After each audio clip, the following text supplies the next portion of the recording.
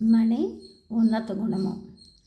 అసాధు సాధుర్వా భవతి ఖలు జాత్యైవ పురుషో నా సంగా దౌర్జన్యం నచ సుజనత కస్య చిదపి ప్రరూఢే సంసర్గే మణుభుజ గయోర్జన్మ జనితే మణిర్నా హేర్దోషాన్ స్పృశతి నా చ సర్పో మణిగుణాన్.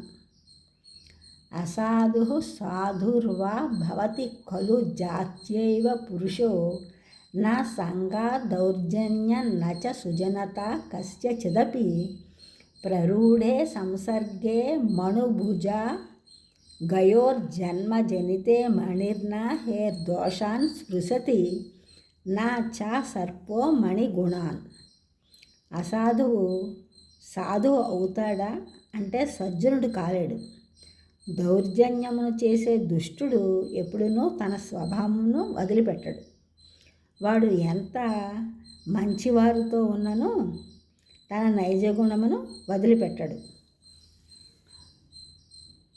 తన నైజగుణమును ఎంత మంచివారితో ఉన్నా త్యజింపడు. ఎలాగంటే మణి ఎంతో ఉత్తమమైనది, ఎన్నో మంచి గుణములతో కూడినది.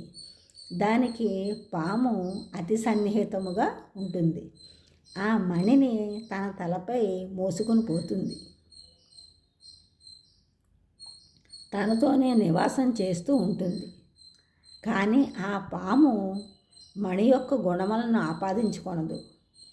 తన నైజ గుణమైన కాటు వేయుటను మానదు.